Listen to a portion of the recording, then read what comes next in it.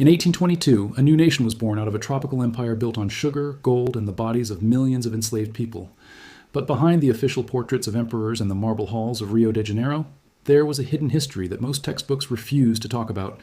It is a story of forbidden desire, brutal control, religious guilt, and eventual rebellion. By the time you finish watching this, you will understand why Brazil today is seen as one of the most sexually open countries on earth, and also one of the most dangerous places to be different. This is the untold history of Brazilian sexuality, from the year of independence to the present day. When Brazil declared independence from Portugal in 1822, it inherited something far heavier than a crown. It inherited 3 centuries of colonial Catholic morality layered on top of indigenous traditions and African customs that had been violently suppressed. The Portuguese Catholic Church treated the body as something dangerous, something to be controlled, confessed, and punished. Marriage was sacred, but only on paper.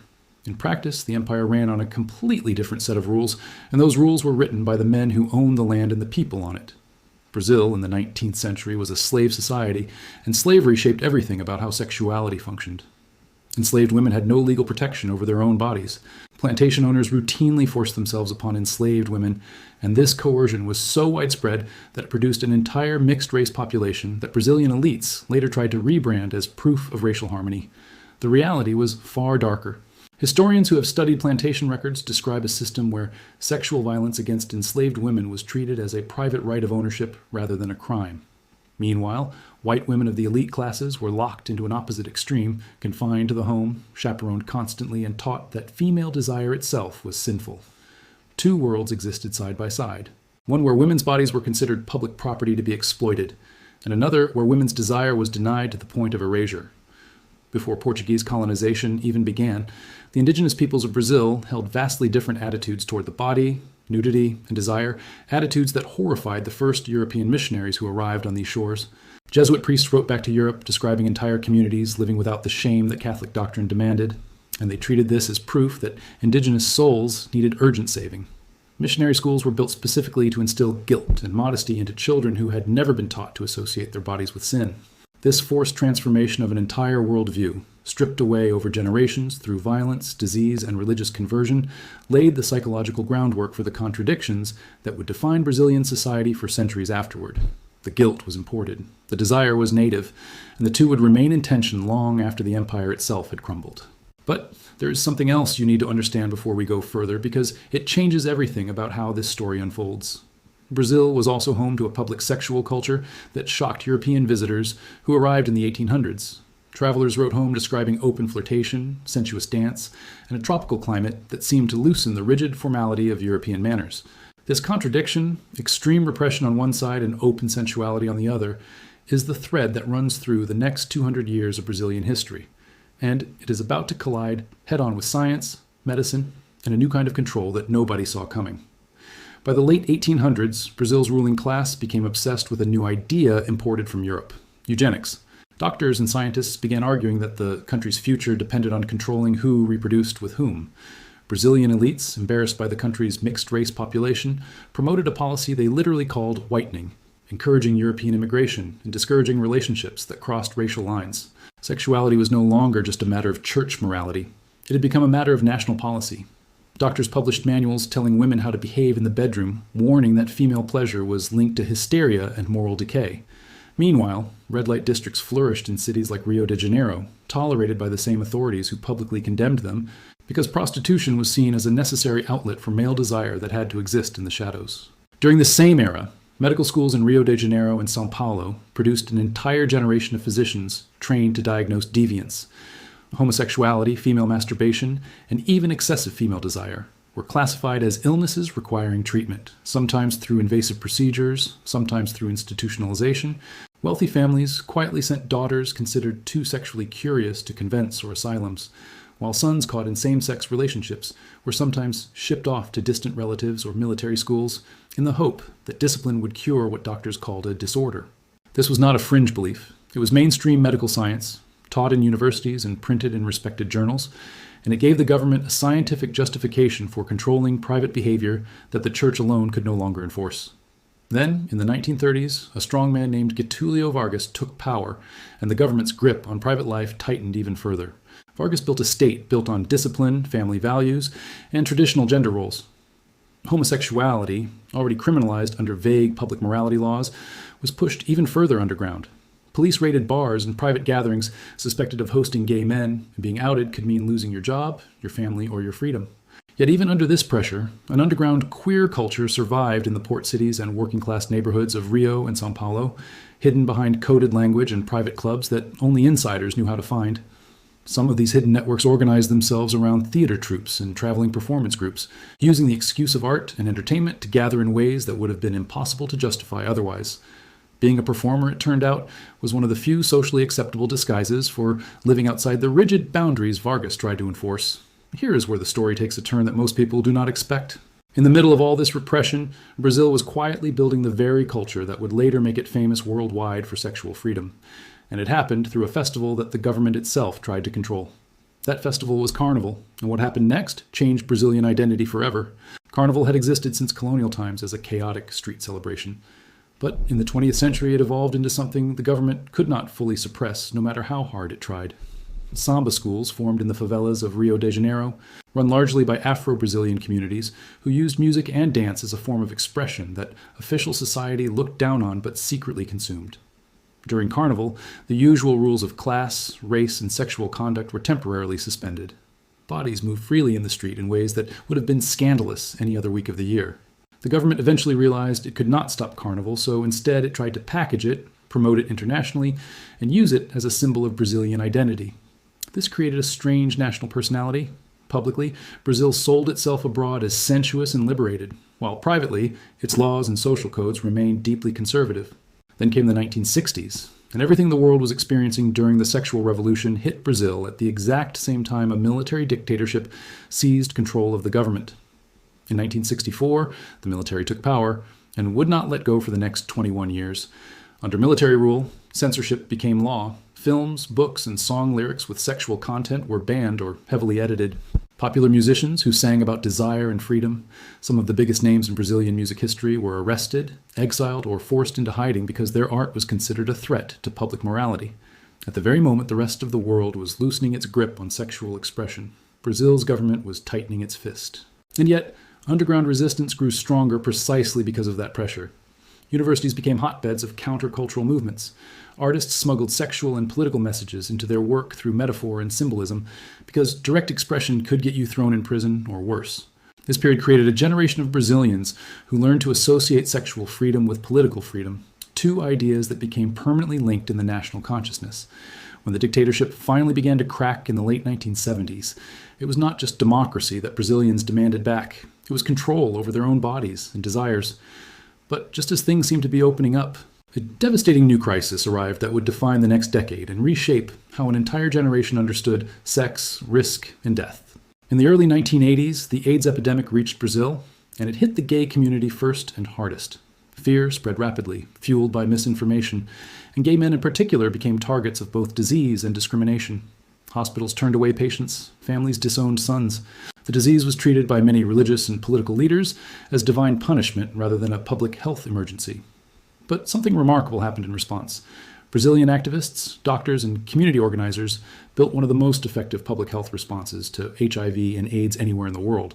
Brazil became one of the first developing nations to guarantee free antiretroviral treatment to anyone who needed it, a policy that saved millions of lives and became a model studied by other countries.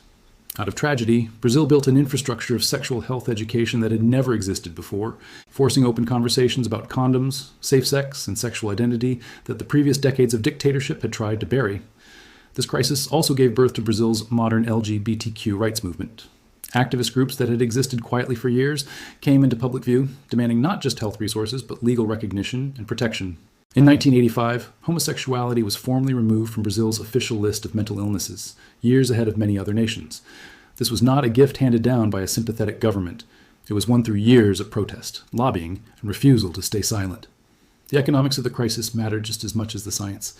Brazil, in the 1980s, was not a wealthy nation, and importing expensive Western medications seemed impossible to many international observers. Instead, Brazilian scientists and government negotiators took an aggressive approach, manufacturing generic versions of antiretroviral drugs domestically and pressuring international pharmaceutical companies to lower prices or lose access to the Brazilian market entirely. This decision, controversial at the time and fiercely opposed by foreign drug companies, ended up saving an enormous number of lives and turned Brazil's public health system into an unlikely symbol of what a developing nation could accomplish when it refused to accept that poor people deserve to die from a treatable disease. Community health workers, many of them volunteers from the very communities most affected, went door to door distributing condoms and information in neighborhoods that official government campaigns had never bothered to reach. It was grassroots organizing, not top-down policy, that truly changed behavior on the ground. Then in 1988, Brazil adopted a new democratic constitution after the fall of the dictatorship, and this document became the legal foundation for everything that followed in the decades ahead. While the Constitution did not explicitly address sexual orientation, its guarantees of equality and human dignity gave activists and lawyers the tools they needed to fight future legal battles in the courts. Now here is where the story accelerates, because what happened over the next 30 years turned Brazil into a global case study of rapid, dramatic change, both forward and backward, sometimes within the very same decade. Throughout the 1990s and into the 2000s, Brazil's cities became known internationally for vibrant LGBTQ nightlife, massive pride parades, and a growing acceptance of sexual diversity in urban centers like São Paulo, which eventually hosted one of the largest pride events in the entire world.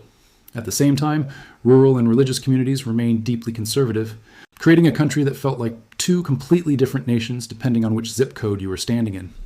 Television and telenovelas began cautiously introducing gay characters and storylines, testing the limits of what mainstream audiences would accept, and slowly shifting public opinion in ways that formal politics could not. These telenovelas reached tens of millions of households every single night, which meant that a single storyline could shift the national conversation faster than any law or protest. Writers learned to smuggle in nuanced portrayals of gay relationships, interracial couples, and complicated female desire behind the safety of melodrama, knowing that audiences who might reject a political argument would still tune in for a love story. Conservative groups organized boycotts and letter-writing campaigns against networks that pushed these boundaries too far, and yet ratings kept climbing, proving that curiosity and acceptance were spreading faster among ordinary viewers than politicians wanted to admit. This was cultural change, arriving through the back door of entertainment, one episode at a time, while the front door of formal politics remained locked. Then in 2011, Brazil's Supreme Court made a landmark ruling recognizing same-sex civil unions, and in 2013, the National Council of Justice effectively legalized same-sex marriage nationwide, one of the most significant legal victories for LGBTQ rights anywhere in Latin America. For a moment, it looked like Brazil was becoming a global leader in sexual freedom and legal equality. Transgender rights also advanced during this period, with courts ruling that transgender individuals could change their legal name and gender marker without requiring surgery, a policy more progressive than many wealthy Western nations had at the time. Legal scholars at the time pointed out the strange irony of the situation. A country with no explicit federal law banning discrimination based on sexual orientation had somehow arrived at marriage equality through the courts before its own legislature had even agreed to debate the subject seriously. Judges, not politicians, became the primary drivers of LGBTQ rights in Brazil during this decade, which meant progress was fast but also fragile, resting on judicial interpretation rather than durable legislation that could not be easily reversed by a future government with different priorities. But progress in Brazil has never moved in a straight line, and the backlash that followed was just as intense as the advances that preceded it. Starting around 2018, a wave of political conservatism swept through Brazil, and sexuality became one of its central battlegrounds. The new government openly campaigned on restoring traditional family values and pushed back hard against what it called gender ideology being taught in schools. Reports of violence against LGBTQ individuals rose sharply during this period, and Brazil gained the grim distinction of having one of the highest numbers of reported killings of transgender people in the world, despite also having some of the most visible transgender celebrities and public figures anywhere on the planet. This contradiction, a country capable of producing global icons of gender and sexual diversity, while simultaneously being one of the most dangerous places for those same identities to exist safely, became the defining tension of the late 2010s and early 2020s. Religious conservatism, particularly the rapid growth of evangelical Christianity, reshaped Brazilian politics in ways that directly affected sexual and reproductive rights. Evangelical churches, once a relatively small presence in a majority Catholic country, expanded rapidly through television ministries and community outreach in poor neighborhoods that the Catholic Church and the state had largely neglected. This growth translated directly into political power, with evangelical politicians forming powerful voting blocs in Congress, capable of blocking legislation on reproductive rights, sex education, and LGBTQ protections almost single-handedly. Reproductive rights advocates faced setbacks as abortion access, already heavily restricted, became an even more contested political issue, with proposed legislation at times seeking to restrict it even further rather than expand it. Sex education in schools became a battleground fought in courtrooms and legislatures rather than classrooms, with several states passing laws banning teachers from discussing gender identity or sexual orientation in any context at all. Meanwhile, Carnival continued every single year as it always had, an annual explosion of sensuality broadcast worldwide, existing in the same country that was passing increasingly restrictive social policies. It was as if Brazil had two separate identities operating on two separate calendars. By the early 2020s, a new political shift brought a return to more progressive federal policies, and LGBTQ rights organizations regained some ground at the national level, even as local and state politics in many conservative regions remained hostile. Digital culture accelerated everything. Social media gave Brazilian queer creators, sex educators, and activist platforms that reached millions, bypassing traditional media gatekeepers entirely. At the same time, that same online visibility made individuals easier targets for harassment and coordinated attacks from opposing political movements. The internet became both a shield and a weapon in the ongoing fight over who gets to control sexual expression in Brazil.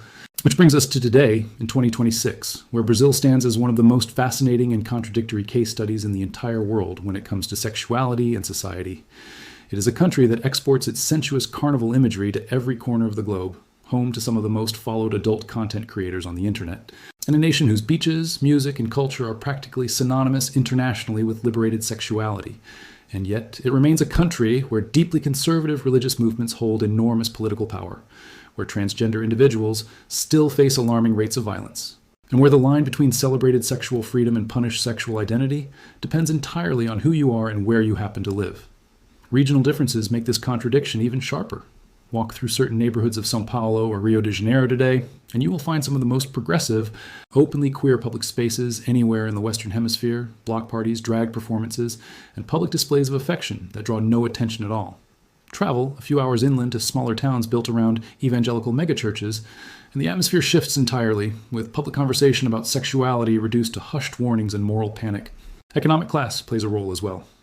Wealthier Brazilians, with access to private health care, international travel, and elite education often experience a level of sexual freedom similar to Western Europe, while poorer Brazilians, disproportionately black and indigenous, remain far more exposed to violence, discrimination, and the lingering machinery of control first built during the colonial and dictatorship eras. Sexuality in Brazil, in other words, has never been one single story. It has always been several stories happening at once, layered on top of each other, sometimes in direct conflict. 200 years after independence, the same contradiction that defined colonial Brazil is still playing out today, just with different names and different technology. Public sensuality celebrated on one side, private control enforced on the other. The bodies that were once owned by plantation masters are now fought over by lawmakers, churches, and social media algorithms. But the underlying question has never actually changed. Who gets to decide what happens to a person's body and desire, the individual, or the institutions built around them? That question is still being answered in Brazil right now, one election, one court ruling, and one carnival at a time. And if the last 200 years have taught us anything, it is that in Brazil, the fight over sexuality has never been a quiet one, and it is far from finished.